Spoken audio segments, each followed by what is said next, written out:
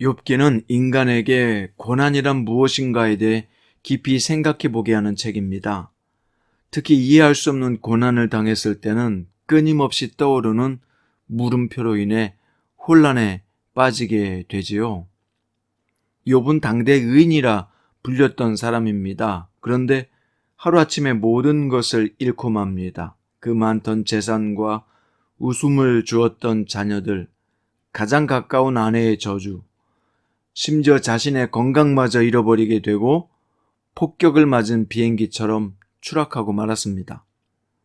도대체 왜 이런 일이 일어나고 이 고통은 언제까지 계속될 것인지 알 수 없는 상황에서 욥은 어떻게 이 깊은 수렁에서 벗어나게 될까요? 오늘 본문은 욥기서 1장 1절부터 5절입니다. 그 중에서 1절부터 3절까지 읽겠습니다. 우스 땅에 욥이라 불리는 사람이 있었는데 그 사람은 온전하고 정직하여 하나님을 경외하며 악에서 떠난 자더라. 그에게 아들 7과 딸 3이 태어나니라. 그의 소유들은 양이 7,000마리요, 낙타가 3,000마리요, 소가 500결이요, 암나귀가 500마리이며 종도 많이 있었으니 이 사람은 동방 사람 중에 가장 훌륭한 자라. 아멘. 오늘 말씀의 제목은 하나님을 경외하는 자에게 오는 복입니다. 오늘부터 욥기가 시작되는데요. 욥기는 우스 땅에 욥이라는 사람이 살고 있는 것으로부터 시작합니다. 그는 하나님을 경외하는 경건한 사람으로서 온전하고 정직하여 악을 멀리했던 사람이고 거기다가 가장 부자이기도 했습니다. 하나님은 그에게 많은 복을 주셨는데 7명의 아들과 3명의 딸이 있었고 헤아릴 수 없는 가축과 종도 주셨습니다.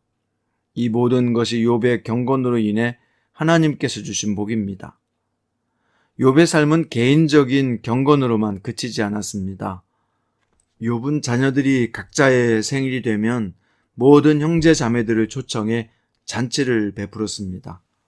이런 자녀들의 모습을 통해 욥의 가정이 얼마나 화목하고 행복했는지 알 수 있습니다. 욥은 자녀들을 지극히 사랑했기 때문에 자신의 경건뿐 아니라 자녀들의 경건한 삶에도 관심과 노력을 쏟았습니다. 생일 잔치가 끝나면 자녀들을 차례로 불러 그들을 성결케 하고 그들의 명수대로 번제를 드리기까지 했습니다. 이것은 아마 욥의 자녀들이 생일 잔치에서 술을 마시고 취한 상태에서 입에 담아서는 안 되는 말을 했을 수도 있기 때문에 취한 조치입니다.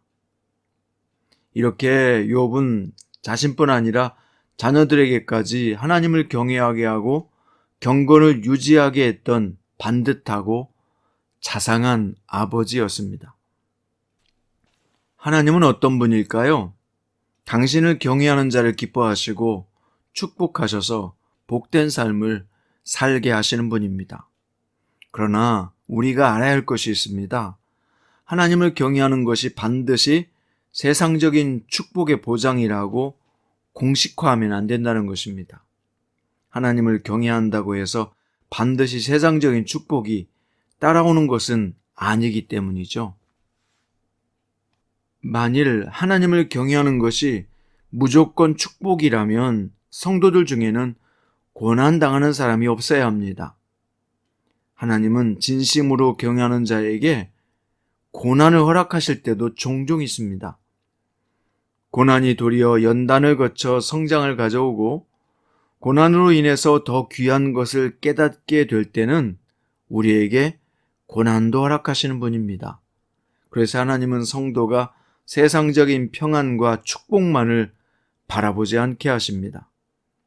하지만 하나님의 궁극적인 뜻은 너희를 향한 나의 생각은 평안이요 재앙이 아니라고 말씀하셨습니다. 일반적으로 하나님은 진심으로 당신을 경외하는 자에게 놀라운 축복을 약속하셨습니다. 그 중에 대표적인 구절 몇 구절을 살펴보면 시편 25편 12절과 13절 여호와를 경외하는 자 누구냐 그가 택할 길을 그에게 가르치시리로다.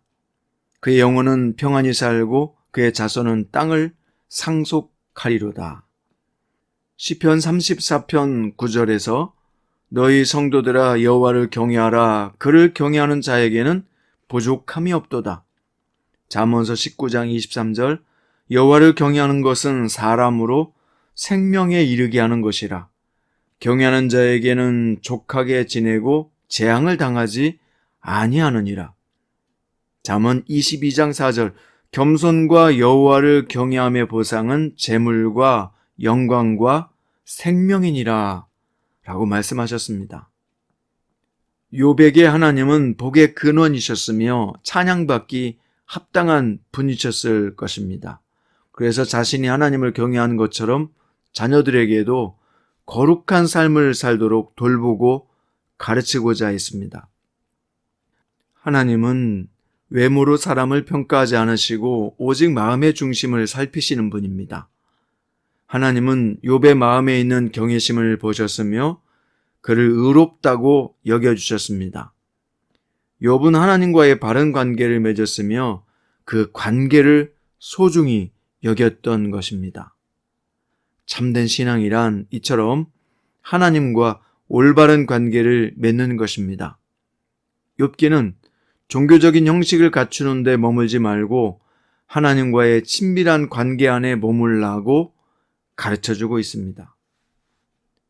큐티 가족 여러분, 오늘날 기독교는 세상으로부터 공격을 받고 있습니다. 교회 다니는 사람을 믿을 수 없다는 것 때문이죠. 삶과 신앙이 다른 기독교인은 더 이상 세상 사람들에게 신뢰도 매력도 주지 못합니다. 이런 오늘날의 상황에서 욥의 신앙은 우리에게 많은 도전을 주고 있습니다. 하나님을 향한 믿음과 살아가는 삶이 일치할 때 우리는 세상의 빛이 되고 소금이 될 수 있습니다. 하나님은 당신을 경외하는 사람을 통해서 귀한 하나님의 뜻을 이루어갈 것입니다. 오늘도 하나님을 경외하는 참 성도가 되시길 주님의 이름으로 축원드립니다. 기도드립니다. 주님, 오늘 욥이 하나님 아버지를 잘 섬겼던 것처럼 저희도 하나님을 경외하고 잘 섬기는 사람이 되게 해 주옵소서. 욥이 하나님을 경외하고 자녀들도 하나님을 경외하도록 이끌었던 것처럼 저희도 가족 안에서 욥처럼 살게 하시고 하나님을 경외하는 자 되게 해 주옵소서. 또한 오늘 우리가 만나는 사람들 사이에서 하나님을 경외함으로 말미암아 믿지 않는 사람들에게 빛과 소금이 될 수 있는 그런 사람이 되도록 이끌어 주옵소서. 부족한 우리들이지만 하나님을 경외하고 섬김으로 말미암아 누릴 수 있는 모든 축복을 받게 하시고 그 축복 안에서 복음을 증거하고 하나님의 자녀로 살아가는데 부족함이 없도록 이끌어 주옵소서.